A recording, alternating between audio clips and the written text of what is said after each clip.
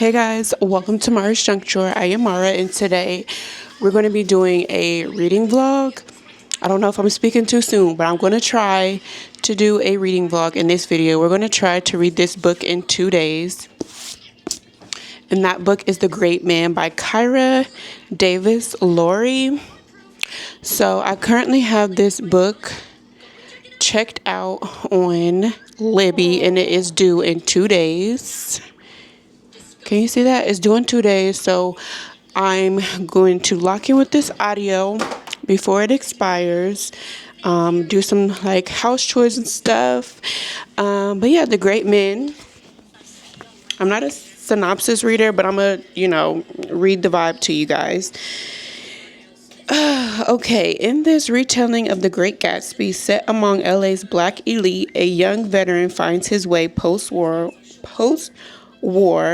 pulled into a new world of tantalizing possibilities and explosive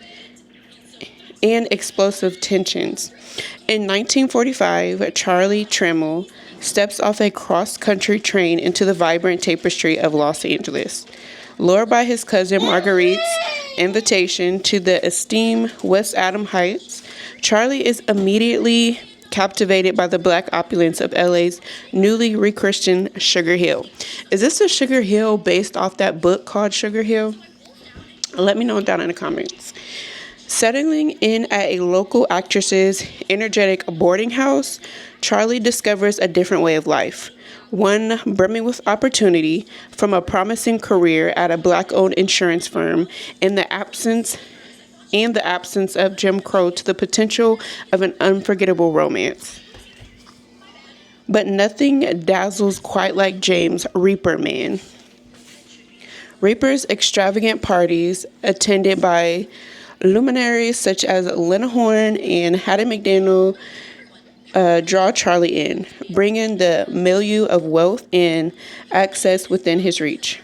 But as Charlie's unusual bond with Reaper deepens, so does the tension in the neighborhood as white residents, frustrated by their own dwindling fortunes, ignite a landmark court case that threatens the community's well-being with promises of retribution. Told from the unique perspective of a young man who has recently returned from a grueling, segregated war, The Great Mann weaves a compelling narrative of wealth and class, offering a profound exploration of complexities of the black identity and mobility in post-war America.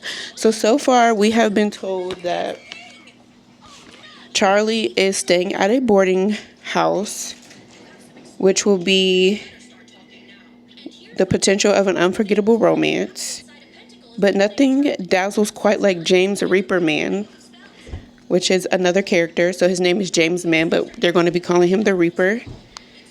So the Reaper is the one who has like the extravagant parties. I wonder if he's the one considered to be Gatsby, maybe.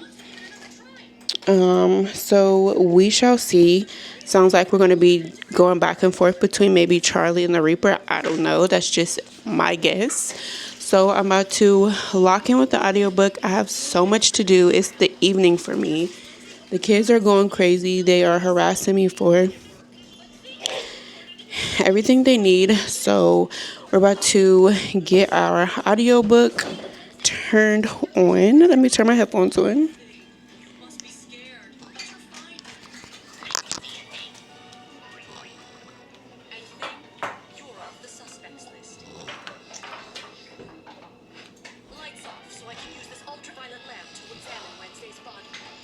Okay, I got my headphones on. Let's lock in with the audiobook. The audiobook says it's 10 hours. I usually turn my audio on 1.3 depending on who the narrator is. Let's see who the narrator is for this one.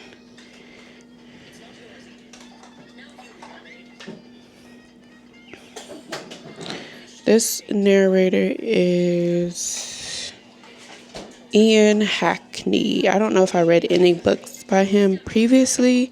Oh, he did. These are the 2 books that this narrator has done. So I wonder if he's a new narrator. But anyways, I'm about to lock in with this audiobook. I don't know how I'm going to update you guys, but I will update you guys. I did also read The Great Gatsby for the first time this year. I actually read that, I think, in September or October, so it's still fresh on my mind. So it'd be great to like experience a black version of like a Great Gatsby retelling. And thank you, friend Monique. She is the one who purchased this book for me for my birthday. So, hey Mo, shout out to you, girl.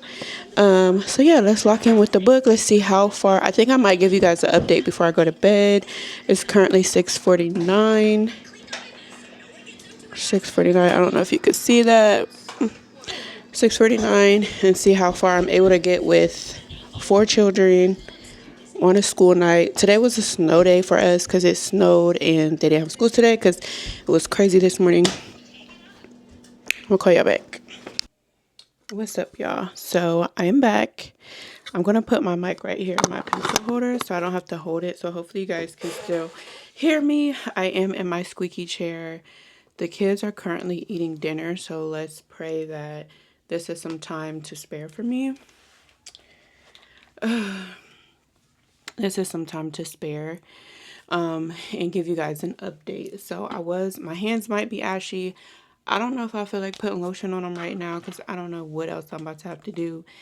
But yeah, so I just got done washing dishes. The kids are currently eating dinner. So hopefully this gives me at least a good 15 minutes to spare to talk to you guys and give you guys like a reading update. So I'm currently on chapter 11. I'm at, can you see that? I am at 33%, chapter 11. So far I am loving the book so much. It's giving me all the Black historical vibes that I love. I think the author's name is pronounced Kyra. I said Kyra because, you know, I do know some people whose name is spelled like this and they pronounce it Kyra, but it is I want to say it's a male because no, it's a female. Kyra, because the narrator pronounced it Kyra, something like that. So I don't know if I butchered it or not, but yeah, there's that. I never really looked at the author, but here she is. Beautiful woman. She is a New York Times bestselling author and screenwriter. Her novels have been published in 9 languages. Go girl. Across 6 countries. 6 continents. My bad. 6 continents. Lurie was born and raised in California and lives in Los Angeles with her husband and their utterly perfect dog, POTUS. So, I will say the narrator is a phenomenal narrator. Like, chef's kiss. I would definitely recommend listening to the audiobook because the narrator does a phenomenal job with telling the story. So let's go back to the synopsis. So in the previous video, I was reading through the synopsis, which I literally usually do not do, but for the sake of this reading vlog, we're just doing all the vibes of a reading vlog. So Charlie Tremmel, he is like the main character, and his character, he becomes really close to James Mann, aka the Reaper, who is considered like, I don't know, okay. In this part, I'm just going to make my claims kind of like comparing it to The Great Gatsby. So I feel like Charlie Tremmel, who is the main character that's coming from the antebellum South, ex-soldier, this is post-war, he goes to character Marguerite. Is her last name on here? It is in the synopsis because I remember reading her name. Where's her name? Where did I read that at? I know I'm not tripping because I remember reading that in the synopsis because her name was different. Okay, yeah, right here. Marguerite. Okay, so yeah, he goes to visit his cousin Marguerite, which is, I think her father is his mother's brother. And so the main character, Charlie, they grew up in poverty, you know, since the lynching and all that jazz. just the traumatic, of what black people had experienced down south. And so his cousin is married to like a black elite. This man, I don't know if this man ever even experienced the black trauma that most black families have had to experience since slavery, because he's very bougie. When I say bougie bougie, like he don't even talk black. So yeah, she's married to a black elite, and Charlie goes to visit her, and he does not stay at their house, and they send him over to stay in a home where his landlord is who's his landlord?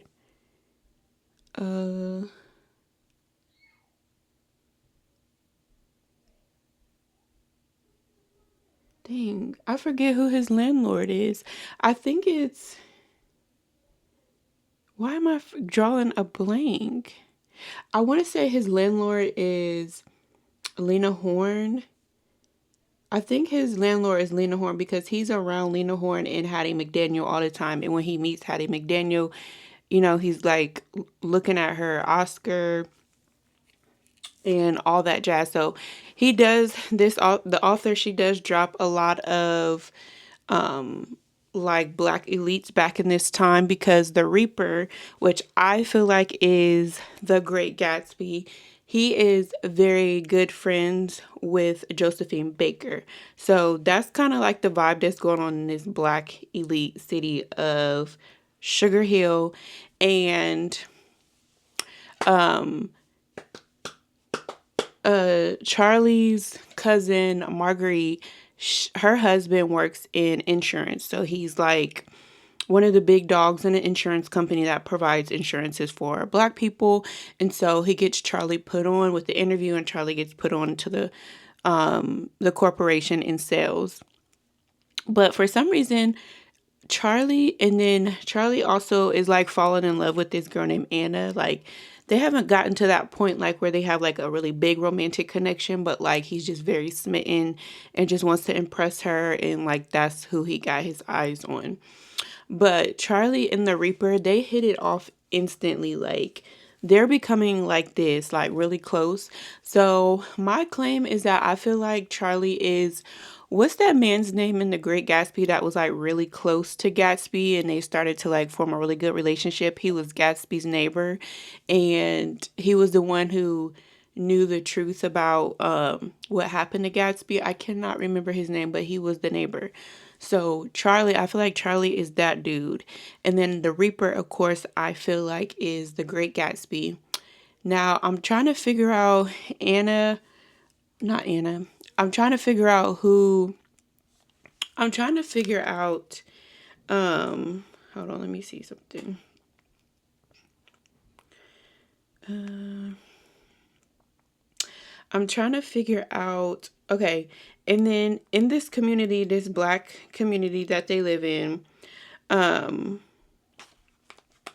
black community that they live in, there's like a case. Okay, so the white people are trying to like create a case, and there's like this court hearing coming up because they're trying to take all the blacks' property.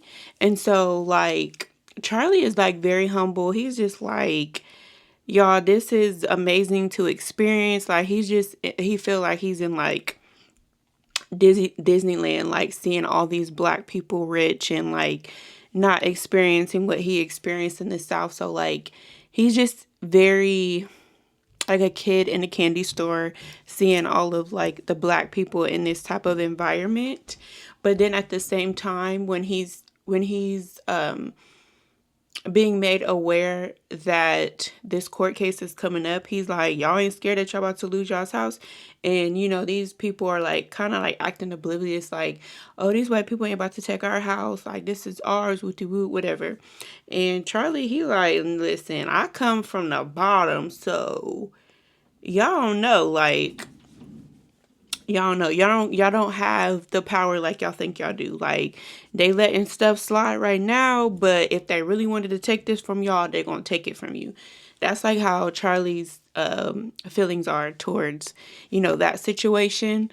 So right now, Charlie and I'm at the part where I feel like Charlie and the Reaper's relationship is getting really deep. Like they're becoming like buddies. Like they about to be locked in at this point. And I'm trying to think if Marguerite is going to be the Daisy, because the Reaper, he had made a comment to Charlie like, why hasn't your cousin attended any of my your cousin has never attended any of my parties? And Charlie's like, well, I ain't never seen her go to any parties. Like we come from the bottom. And I don't think Marguerite's husband knows where she comes from. I'm not sure yet, but I don't think she does, because I remember in the beginning of the book where her husband was telling a story to Charlie, and Charlie in his head he was thinking, well, like, well, when we was younger, we experienced X, Y, and Z, so what's this man talking about? So I don't know if Marguerite's husband really knows where she actually comes from. I'm not sure. But the Reaper, and I like the Reaper and Charlie's relationship, because the Reaper trying to look out for him. The Reaper, this rich man, but he's so humble. Like, Charlie, he felt bad that he ain't have no clothes. He came there with pretty much his uniform and some raggedy clothes. And he was just wearing his uniform because he just wanted to impress Anna, and he didn't really want her to know, like, you really broke for real. You really ain't got nothing. You ain't got no clothes. Like, so he was just wearing his uniform. And the Reaper called him out on it. Like, you said you don't really want to talk about being a soldier anymore, but you walking around with your uniform. Like, what's really good?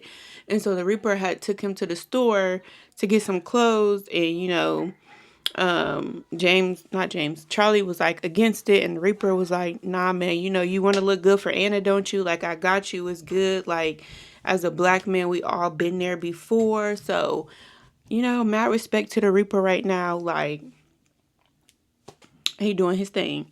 I like them. So that's where we at now. So I feel like the big events that's going to come up, of course, is finding out who the Daisy is and how this court case is going to this court hearing is going to transpire, as far as like if the black people's homes are going to be taken away.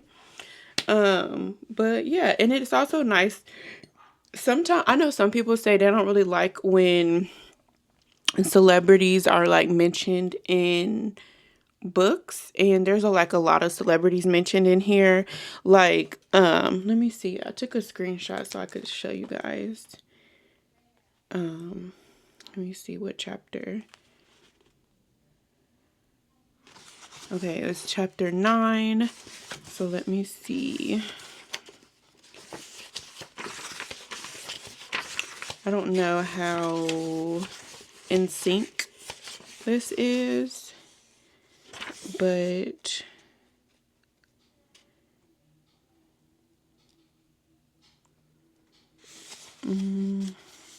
so he's at Hattie McDaniel's home, and I think he's looking at like the pictures on, is he at Hattie McDaniel's house? Yeah, he's at Hattie McDaniel's house, and he's like looking through all her stuff, because of course y'all know who Hattie McDaniel is. And so he's saying, it's not long before the place is jumping. So many faces here that I know from the pictures. Ethel Waters. Oh, okay, yeah. So I think these people, actually showed up for the party. Yeah, these people showed up for the party. Yeah, these people came as guests for Hattie's little, whatever. So he said, it's not long before the place is jumping. So many faces here that I know from the pictures. Ethel Waters from Stage Door Canteen, Ben Carter from Dixie Jamboree, Frances Elizabeth Williams from one of the few race films I've ever got a chance to see, the notorious Eleanor Lee. I recognized Wonderful Smith from his voice, which I had listened to plenty of times when he was on Red Skeleton's radio show in those years before the war. Yeah, so she mentioned stuff like that, like centered around like, that type of celebrity stuff. So like that's nice to like hear about, going back to that age. Because, if that would have been such a great time to experience. But anyways, yeah, so I'm going to continue to try to lock in with some more of this book, because I kind of want to try to finish it like when my what is it called? My return is due. My return is due tomorrow at 2 p.m. So it's currently 6:52 p.m. So I want to see how much more I can listen to and get through. And oh, I also want to mention, so she did, of course, dedicate the book to, I don't think I read this in the last clip. She dedicated the book to her late big brother, the author, Charles Tremble III. And the main character is named after her brother. So rest in peace to her brother. I also want to mention what inspired the author to write the book. All right, you guys, I had to make some space on my memory card, but I want to share the author's note and just share like what inspired her to write the book. So she said, like most Americans, I first read The Great Gatsby in high school. I fell in love with the story. But while I was drawn to the optimism of Jay Gatsby, the brazenness of Tom, the clear-sightedness of Nick, and the aloof pragmatism of Jordan, there were three other characters that made an even deeper impression on me. Three characters to whom F. Scott Fitzgerald didn't give a single line of dialogue, who were only featured in the bottom half of one paragraph, and whom he described in dehumanizing terms. And so right now she's inserting like the paragraph from The Great Gatsby. As we crossed Blackwell's Island, a limousine passed us, driven by a white chauffeur in which sat three modish Negroes, two bucks, and a girl. I laughed aloud as the yolks of their eyeballs rolled towards us in haughty rivalry. Anything can happen now that we've slid over this bridge, I thought. Anything at all. Even Gatsby could happen, without any particular wonder. To Fitzgerald, the idea of African Americans having wealth and a white driver was evidence of a world that has become so fantastical it has entered the arena of comical absurdity. This, despite the fact that The Great Gatsby was published only 4 years after what had been known as Black Wall Street, a highly prosperous black community in Oklahoma, had been burned to the ground, many of its most successful black residents murdered. If you are born into a marginalized minority group, you come to accept that you will be hated by many of your heroes. And while I've seen no evidence that Fitzgerald's feelings about African Americans ever rose to the level of hate, his manuscripts and professional correspondence evidence an acute disdain for us as well as for other minorities. Yet he continues to be an author I love. I've read every single one of his books and all of his short stories. I've learned from him as a writer, and I'm incredibly grateful for that. But those three African Americans in the limo have haunted me, because to me they represent not absurdity but a forgotten history. Within the great American novel, they represent a great American story that is rarely told. I wanted to tell it. I wanted to write a story inspired by a novel created by a brilliant but a bigoted man, a story that featured characters based on very real, brilliant black pioneers.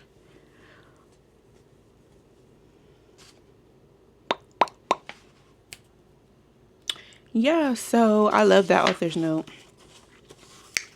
Facts. But the fact that she just broke down that, like, took out that paragraph and, like, that stuck out to her the most, and she, like, sat on that and basked in that and then came up with this book, is kind of giving me, like, the vibes of James by Percival Everett. Kind of like that, like, his retelling of the aspect of James from Huckleberry Finn. I think in Huckleberry Finn they called him Jim, but in Percival Everett's book they call him James.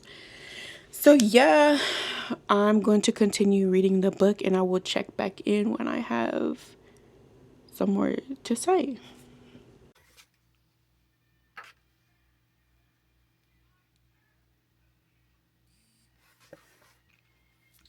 What's up? So I'm back. I have completely finished the book. Sorry if my energy is just a little low.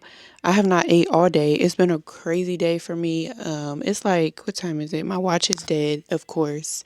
It's 4:43 p.m. I have not had anything to eat all day. The only thing that I've consumed was water and coffee. So your girl is a little, I don't really want to hold this, but I'm going to have to hold it.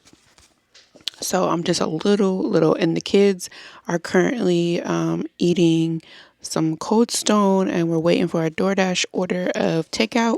So I finally finished The Great Man. This book was so wonderful. Like, I loved it. And the narrator does a wonderful job at the narration. Like, wonderful job. When I looked up on Libby, I think there was only other, I don't know, in the beginning of the video, I did show like the other book that they had him connected to on Libby. So I don't know if he's like a new narrator or if he was just doing like indie stuff and then now he's switched over to like traditionally published books.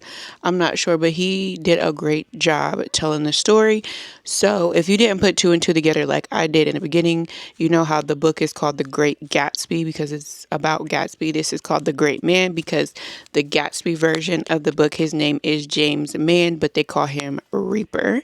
And you will not find out why they call him Reaper until the end of the book. So I think where I left off, I was trying to figure out who I think the Daisy of the characters were. I did figure that out. I'm not going to tell you because the story is basically exactly like The Great Gatsby, but it's told in Black perspective.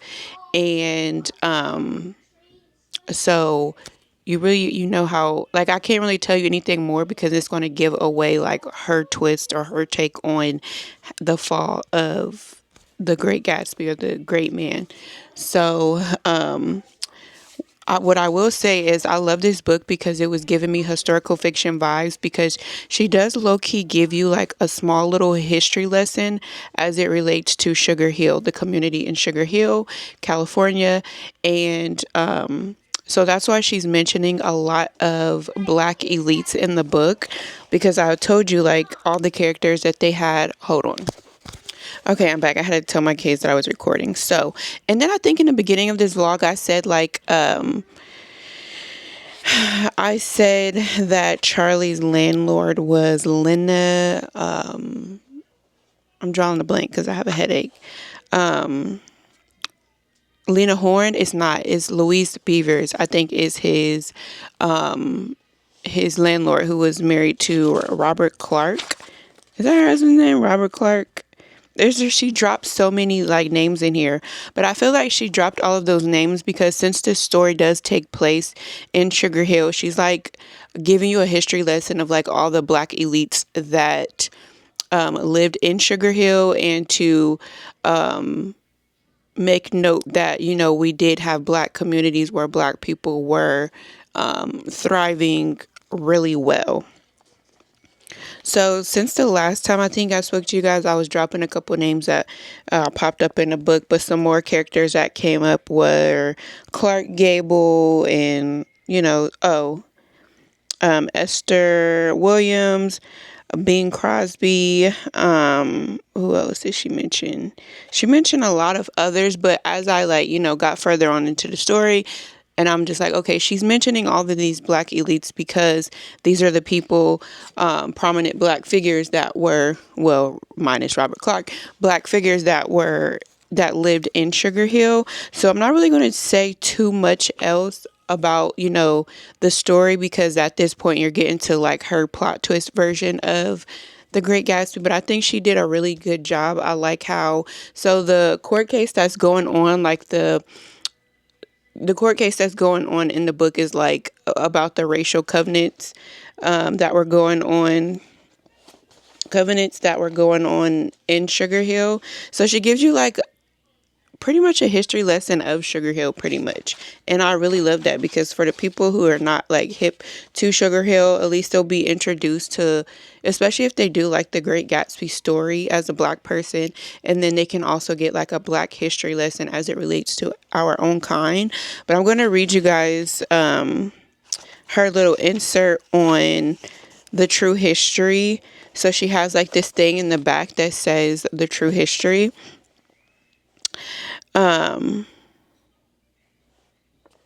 So she says the Sugar Hill case sparked a movement within the Los Angeles Negro community. A few weeks after Clark's ruling, a Black family moved into a home they had purchased just outside of South Central area that had a racial covenant on it. They were arrested and spent 5 days in jail. The judge in that case did not rule in their favor.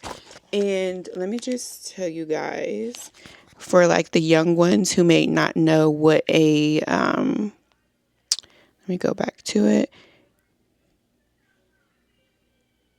A racial covenant is. So racial covenants or clauses in property deeds that prohibited certain racial groups, particularly Black Americans, from buying, leasing, or occupying a property. So that's pretty much what that is.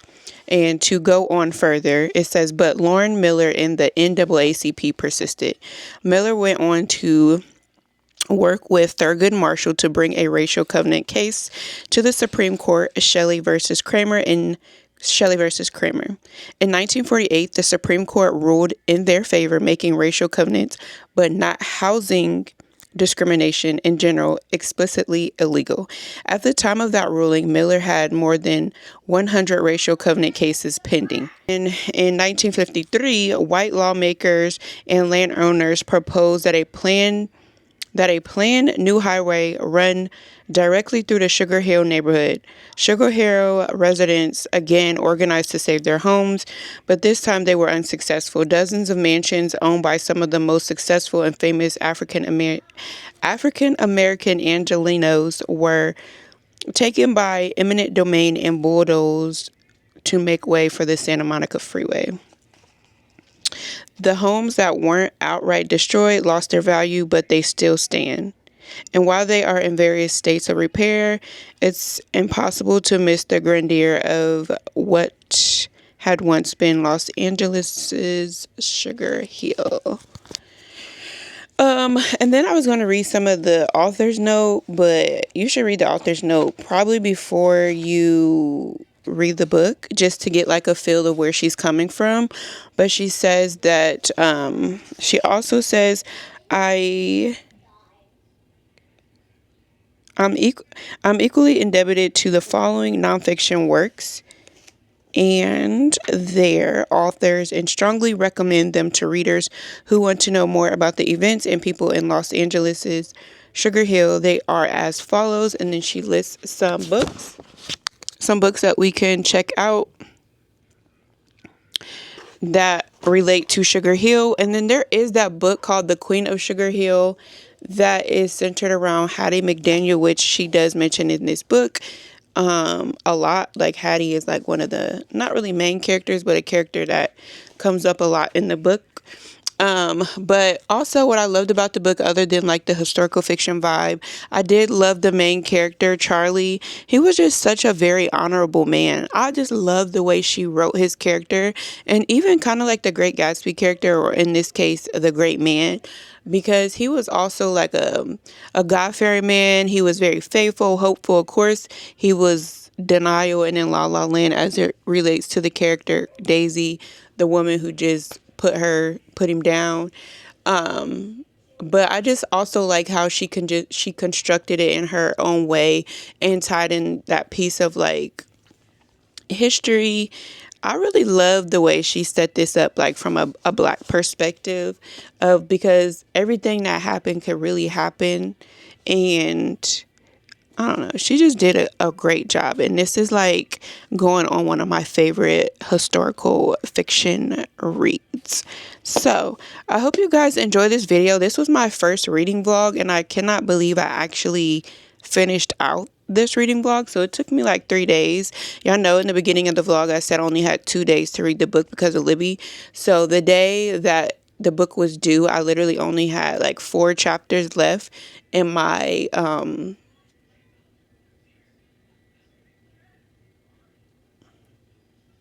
the book had to be returned. And so then I just had to switch over to my Spotify and finish it out. I mean, I could have finished it out in the book, but the narrator, he is a really good narrator. Like, I would read whatever other book that was of him that was on Libby. I think it was like one of those romance books. Let me see.